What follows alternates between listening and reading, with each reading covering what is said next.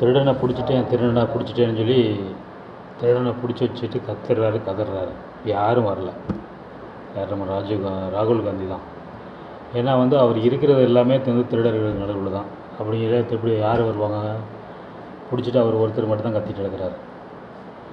அதாவது உள்ளூர் அரசியலில் நம்ம தமிழ்நாட்டை பொறுத்த வரைக்கும் இங்கே எப்படின்னா எவனாவது சத்தான அரசியல் பண்ணுவாங்க.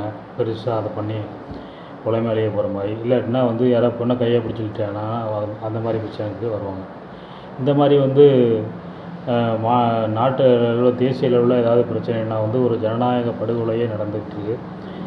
அதை கண்டுபிடிச்சி அதை இது பண்ணும்போது நம்ம எங்கேயும் அவருக்கு கிரெடிட் போயிடுமோ ராகுல் காந்தின்னு சொல்லிட்டு இவங்களை ஒன்று தெரிஞ்சுக்கணும். முதல்ல அதாவது விவேக் படத்தில் ஒரு காமெடி பண்ணுவார். ஒருத்தர் பெரியவரை தூக்கிட்டு, டே உங்களுக்கெல்லாம் போயே இல்லையாடா, அவர் போய் சேர்ந்துட்டாருடா. அந்த மாதிரி ஜனநாயகங்கிறது போய் சேர்ந்துருச்சுன்னா, சரிவார வந்துச்சுன்னா ஜனநாயக படுகொலை பண்ணிட்டாங்கன்னா அப்புறம் ஒன்றும் பண்ண முடியாது. நான் முதல்வராவேன், நீ முதல்வராக, நான் தான் 2026 முதல்வர் அப்படின்லாம் சொல்லிக்கிட்டுலாம் தெரிய முடியாது. வெளியில் சுற்றிக்கிட்டுலாம் தெரிய முடியாது.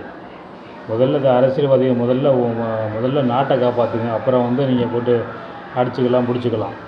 முதல்ல இந்த சர்வாதிகார நாடாக ஆகாமல் முதல்ல நாட்டை காப்பாற்றுங்க.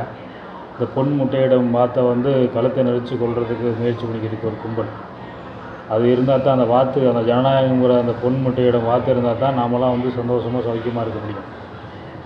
ஊழலுங்கிறது கூட இப்போ பெரிய பிரச்சனை தெரியல. அந்த ஜனநாயக படுகொலை, அந்த வாக்கு திருட்டு, இதுதான் முக்கிய பிரச்சனை. இந்த பிரச்சனைக்கு முதல்ல எல்லா கட்சிகளும் எதிர்கட்சி ஆளுங்கட்சி அப்படிலாம் இல்லாமல் ஒன்று சேர்ந்து போராடுங்க.